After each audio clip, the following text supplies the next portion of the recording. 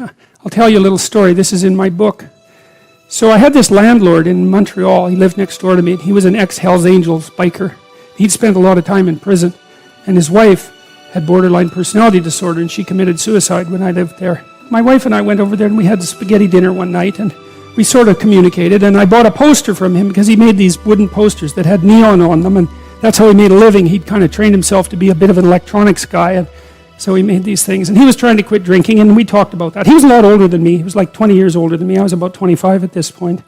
And we got along pretty well. But every now and then he'd go out and drink.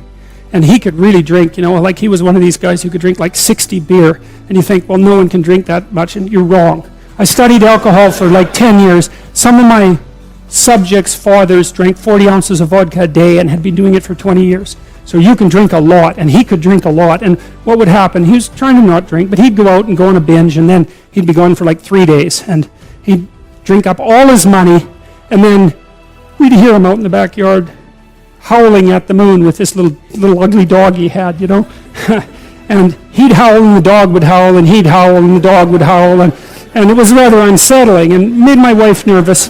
But worse, now and then he'd come to the door at like 3 in the morning, And he'd knock on the door, and he'd be standing there, and he'd ask me if I would like to buy his toaster or his microwave, because he needed some money to keep drinking. And I didn't really want to buy his toaster or his microwave, but when the ex-Hells Angel, Joual speaking, 60 beer drunk Quebecois biker shows up at your door at 3 in the morning and offers to sell you his microwave, the easiest thing is to say, I really need a microwave.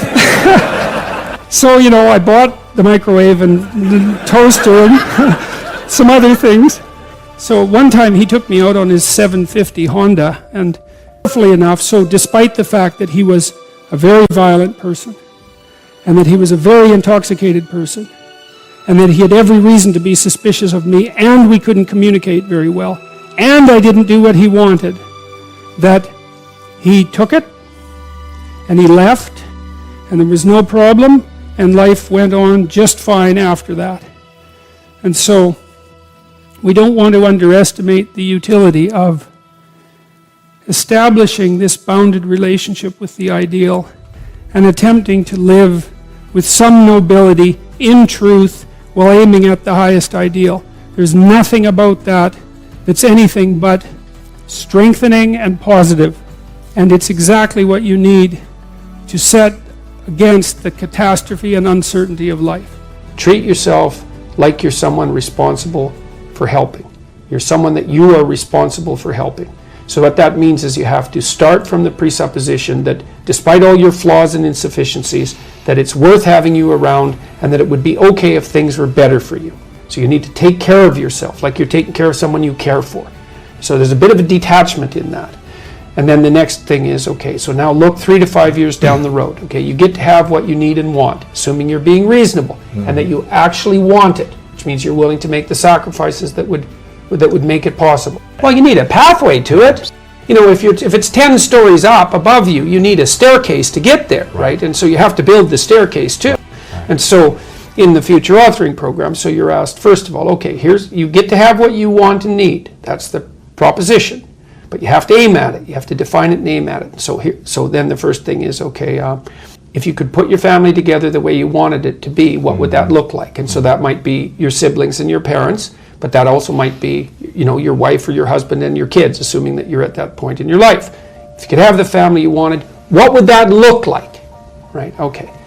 Career, same thing. You get to have the career or the job that is within your grasp, necessary, and suitable for you if you were taking care of yourself. How are you going to educate yourself? Because you're not as smart as you should be. There's a lot more things you need to know. So you got to keep learning and moving forward. So you need to plan for that. How are you going to take care of yourself mentally and physically? Right? So how are you going to avoid the catastrophic temptations, for example, of drugs and alcohol? Because that pulls a lot of people down. You need a plan for that. You're going to be a social drinker. How much are you going to drink? How much is too much? What about your drug use? You got to regulate that so it isn't a pitfall. How are you going to use your time meaningful and productively outside of work? So you need a plan for that. So do you want a long-term, stable, intimate relationship? And if you do, then how would you like that to lay itself out? You got to have a vision for that, because if you don't have a vision, you're not going to aim at it. Absolutely. And if you don't aim at it, then you won't even see the opportunities when they arise. That's the thing that's so cool. I wrote about this in chapter 10, which is Be Precise in Your Speech.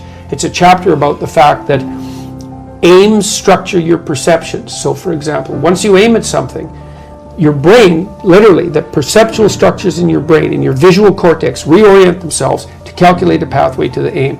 And then what they show you in the world is obstacles to that path and open pathways to the path. That's actually how the world reveals itself. Just like when you're driving in a car and you have a map and you aim at a particular place, then all the things that are related to that place show up in the world. It's exactly the same thing, because you are traveling through time and space, right? And you need a map.